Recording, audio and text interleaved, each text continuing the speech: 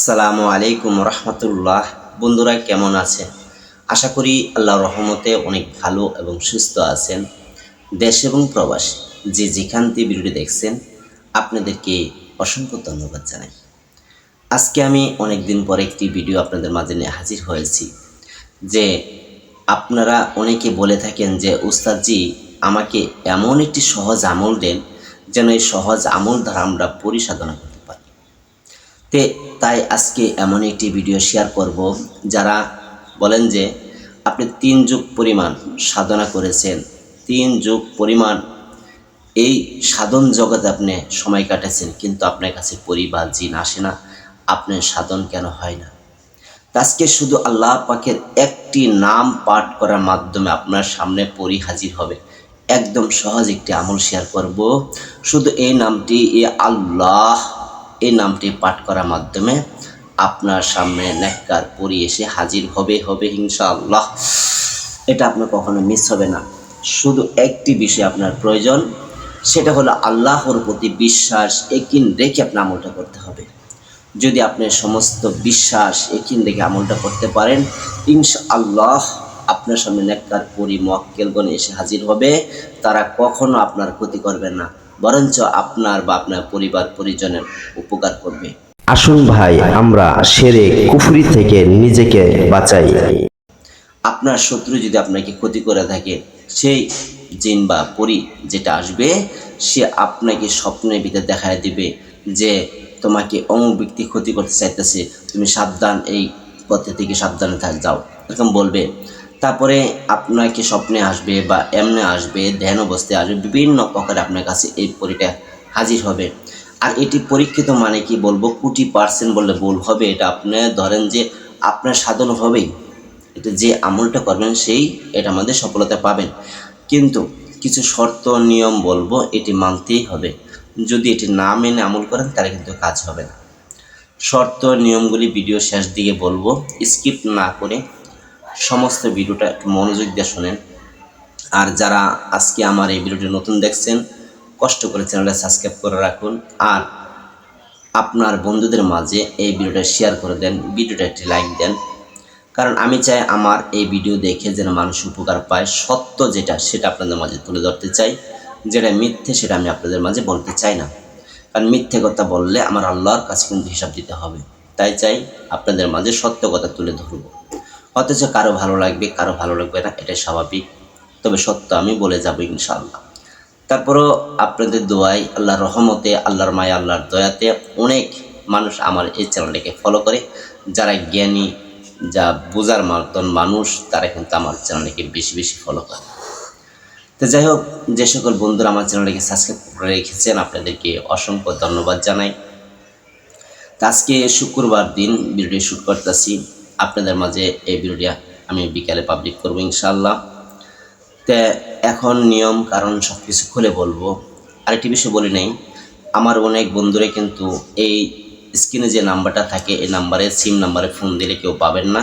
আপনি হোয়াটসঅ্যাপ নাম্বারে এসে ভয়েস পাঠাবেন বা সরাসরি ফোন দিয়ে নাম্বার লিখে পাঠায় না, আপনি ভয়েস পাঠিয়ে রাখবেন। আমি যখন ফ্রি হব তখন আপনাকে উত্তর দেব, অপেক্ষা করবেন। তো এখন আমি সরাসরি সে আমলটা কীভাবে করবেন বিস্তারিত খুলে বলবো। খুব মনোযোগ দিয়ে শুনবেন, কোথাও 1 সেকেন্ডের জন্য স্কিপ করবেন না। তো এই আমলটি করতে গেলে আপনার কি কি প্রয়োজন আছে মনে রাখবেন। আপনি আগরবাতি কিনে নিয়ে আসবেন, আতর, ভালো মানের আতর নিয়ে আসতে হবে। আতর নিয়ে আসতে হবে। এটা আমলটি করবেন যে কোনো শুক্রবার থেকে আমলটি শুরু করতে হবে। কিন্তু শুক্রবার থেকে আমলটি শুরু করতে হবে। কখন থেকে করবেন আপনি? যেদিন আপনার শুক্রবার জুম্মার নামাজ পড়বেন, নামাজের পর আসরের নামাজের পর বসবেন। আসরের নামাজের পর মাগরিবের আগ, এর ভিতরে আপনি আমলটা করতে হবে। যদি এই সময়ের ভিতরে আমল করেন তাহলে আপনি ফল পাবেন ইনশাআল্লাহ। তো এখন বিশেষ করে যে কথাগুলি বলবো, এই আমলটি করতে গেলে আরও কিছু গুরুত্বপূর্ণ আপনার বিষয় আছে, মানতে হবে। প্রথমত, যদি আপনার বাবা থাকে, মা থেকে অনুমতি নিয়ে নেবেন।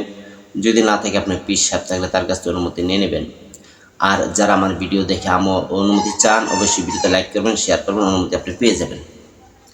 আর যখন এই আমলটি করবেন, যেদিন থেকে শুরু করবেন সেদিন থেকে আপনি 5 ওয়াক্ত নামাজ ধরবেন, সত্য কথা বলবেন, সুদ খাবেন না, ঘুষ খাবেন না, মিথ্যা বলবেন না, কাউকে ঠকাবেন না। যে আপনি যদি কাউকে ঠকান, আল্লাহ পাক কিন্তু আপনাকে ঠকায় দিবে, তাই কাউকে ঠকাবেন না। আল্লাহ তাআলার কাছে আপনি সাহায্য চাবেন, আল্লাহর কাছে বলবেন, আল্লাহ আপনি দিবে, কেউ কিন্তু আপনাকে দিতে পারবে না। তো যাই হোক, আরেকটি বিষয়, খুব গুরুত্বপূর্ণ বিষয়, আমাকে অনেকে বলে থাকেন যে ওস্তাদজি আপনি আমাকে শিখাবেন, আমি কবিরাজি শিখতে চাই বা পরিসাধন করা শিখতে চাই। দেখেন, আমার এখন বর্তমান ছাত্র অনেক, সবাইকে আসলে সময় দিতে পারি না। তবে আমি আমার কাছে শিখতে গেলে আমি এটা বলে রাখি, কুরআনী পন্থায় শিখাতে পারবো, কুরআনী বাইরে মন্ত্র তন্ত্র কুফরি কালাম আমি শিখাতে পারবো না। এটা মাথায় রেখে আপনারা বলবেন। তো এই আমলটি যখনই করতে বসবেন, এই সময়ের ভিতরে আপনার হাতে একটি তসবিহ নেবেন। তসবিহ নিয়ে মসজিদে করলে আরও ভালো, না পারলে বাসায় করবেন, জায়নামাজ বিছাবেন, আগরবাতি সামনে ধরাবেন। যে না পারেন সমস্যা নেই, আতরটা ব্যবহার করতেই হবে। তসবিহ হাতে নেবেন, তসবিহ হাতে নেবেন, 100 বাটামের তসবিহ লাগবে। আপনি চোখ বন্ধ করবেন, ধ্যান অবস্থায় বসবেন, ধ্যান যেটাকে ধ্যান বলা হয়, যেন আপনি যেন আল্লাহ পাকের কুদরতি আরশের নিচে বসে আছেন, এমন ধ্যান অবস্থায় আপনি বসবেন, যেন আল্লাহ পাক আপনাকে দেখছে, আপনি আল্লাহকে দেখেন না, কিন্তু আল্লাহ আপনার সামনে আছে, এমন ধ্যান খেলে বসতে হবে। বসে তারপরে আপনি শুধু আল্লাহ পাকের একটি নাম পাঠ করতে হবে, তসবিহটা হাতে নিয়ে চোখ বন্ধ করবেন, বন্ধ করে এভাবে পাঠ করবেন, আল্লাহ আল্লাহ আল্লাহ আল্লাহ। এমনভাবে যখন পাঠ করবেন আপনার চোখ দিয়ে কিন্তু পানি আসতে হবে। মহব্বতের সাথে পাঠ করবেন। কতবার করবেন? 303 বার পাঠ করবেন। 303 বার পাঠ করবেন, এর চেয়ে একবার বেশি করবেন না, একবার কমও করবেন না। 303 বার পাঠ করার পর অবশ্যই তার আগে, এটা পাঠ করার আগে আপনি 3 বার দুরূদ ইব্রাহিম পড়বেন, হয় 7 বার বা 11 বার দুরূদ ইব্রাহিম পড়তে হবে। আবার শেষেও 3 বার বা 7 বার বা 11 বার দুরূদ শরীফ পড়বেন। যখন শেষ আপনার পড়া হবে, 303 বার শেষ, তখন আল্লাহ পাকের কাছে 2 হাত তুলে বলবেন, হে আল্লাহ, আমি এই আমলটি করেছি, এই আমলের সাথে, এই নামের সাথে যারা এই নাম পাঠ করে, যে মুয়াক্কিলগুলি রয়েছে, তাদেরকে আল্লাহ আমার নিকটে হাজির করিয়া দাও। এইভাবে আল্লাহর কাছে দোয়া করবেন। আর এই সবটুক আল্লাহ রাসূল পাক সাল্লাল্লাহু আলাইহি ওয়াসাল্লামের রওজা মোবারকে আপনি বকশিশ করে দেবেন। আপনি এইভাবে মাত্র 7টা দিন আমল করবেন, 7 দিন আমল করবেন। এই 7 দিন আমল করার ভিতরে দেখবেন, এই আসর ওয়াক্তের সময়ের ভিতরেই আপনার সামনে একজন নেককার, ইমানদার, মুত্তাকিন, পরহেজগার, আল্লাহওয়ালা একজন সাদা কাপড় পরা, মানে সাদা বোরকা পরা থাকবে, কিন্তু সাদা বোরকা পরা একজন মহিলা আপনার সামনে হাজির হবে। এটা দিনের বেলায় হাজির হবে। আবার মুয়াক্কিলও আসতে পারে, কিছু হুজুরও আসতে পারে, ঠিক আছে। একবারে দেখবেন যে মাথা পাগড়ি পরা, সাদা পোশাক পরা থাকবে। আর যে মেয়েটা থাকবে, সেই মেয়েটাও কিন্তু আপনার সাদা বোরকা পরা থাকবে, আপনাকে সালাম দেবে। তখন বুঝে নেবেন এটাই সেই মুয়াক্কিল, আপনি যে আমল করছেন এইটাই সেটা। তখন তার সাথে আপনি মুসাফা করলেন বা কথাবার্তা বললেন, তার সাথে বন্ধুত্ব করবেন। এইভাবে কথা বলে তার নাম সব কিছু জেনে পরবর্তী ডাকবেন কীভাবে, সব কিছু উনির কাছ থেকে জেনে নেবেন।